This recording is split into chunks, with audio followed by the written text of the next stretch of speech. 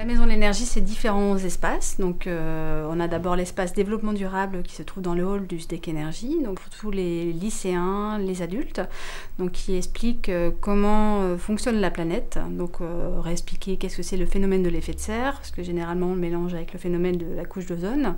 Donc, c'est réexpliquer un petit peu aussi les engagements des pays par rapport au protocole de Kyoto et aussi tout ce qu'on peut essayer de faire au quotidien pour consommer moins d'énergie partout où on va.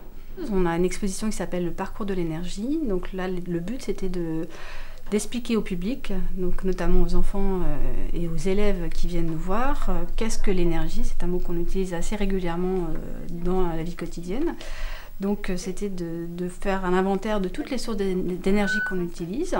Donc l'exposition est sous 4 espaces où on va découvrir les sources d'énergie, leur transformation, comment on les achemine jusqu'à notre point d'utilisation et enfin, qu'est-ce qu'on peut faire tous les jours pour réduire notre consommation d'énergie. Ici, on va s'intéresser à 3 énergies qu'on appelle les énergies fossiles. Là, ici, qu'est-ce qu'on va faire de ce gaz, du pétrole ou du charbon? On va le brûler. Le but du jeu, c'est d'avoir beaucoup de chaleur qui va chauffer de l'eau dans une chaudière. Et qu'est-ce qu'elle va rencontrer? Une turbine. Une turbine, c'est une grosse roue. Elle va tourner grâce à la pression de cette vapeur et elle va entraîner ce qu'on appelle un alternateur, c'est ce qui fabrique de l'énergie électrique. Est-ce que tout le monde a vu ça? Ça, c'est le moyen le plus utilisé dans le monde pour fabriquer de l'énergie électrique. D'après vous, si on brûle du charbon, est-ce que c'est bien pour la planète? Là, c'est un deuxième système. Les atomes d'uranium, quand ils s'entrechoquent les uns entre les autres, ça libère de la chaleur. C'est pour ça que ça s'appelle une centrale thermique. D'accord? Et là, je fabrique de l'énergie électrique. Donc ces 2 moyens permettent de fabriquer de l'énergie électrique. Ici, c'est de la vapeur d'eau qu'on rejette dans l'atmosphère, donc ça ne vient pas participer au réchauffement climatique.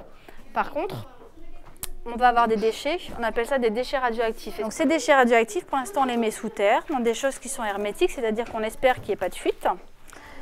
Mais il faut savoir qu'il reste radioactif entre 1000 et 100 000 ans.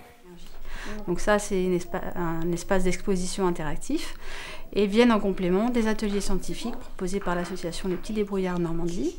Donc à partir de manipulations, les élèves vont pouvoir expérimenter et donc par leurs observations, ils vont déduire des conclusions et donc ça va leur permettre de comprendre qu'est-ce que c'est le phénomène de l'effet de serre, qu'est-ce que c'est le changement climatique.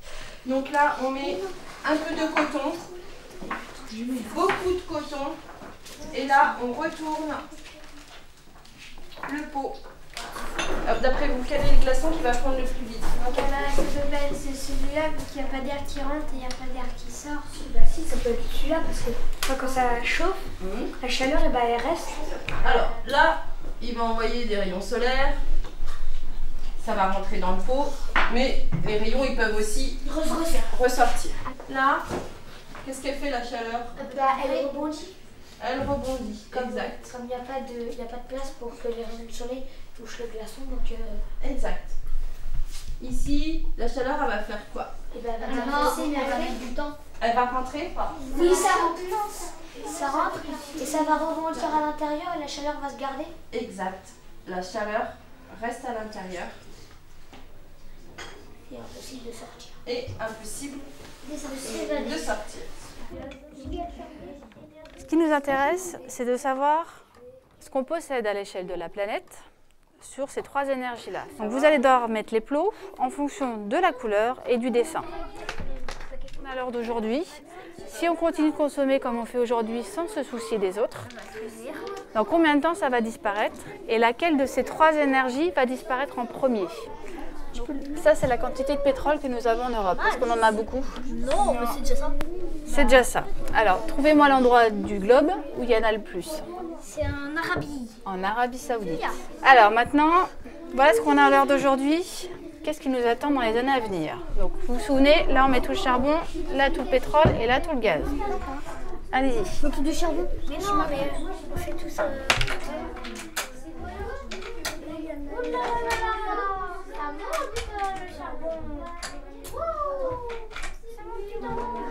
Alors, réfléchissez bien avant de répondre.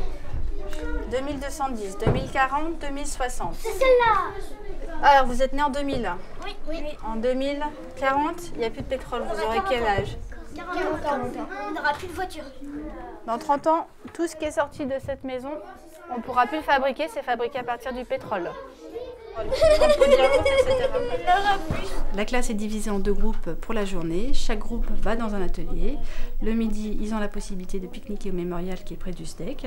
Donc ça leur permet de venir à n'importe quel moment de l'année. Et donc l'après-midi, on inverse au niveau des groupes, ce qui fait qu'à la fin de la journée, toute la classe a vu l'ensemble des expositions et des ateliers scientifiques.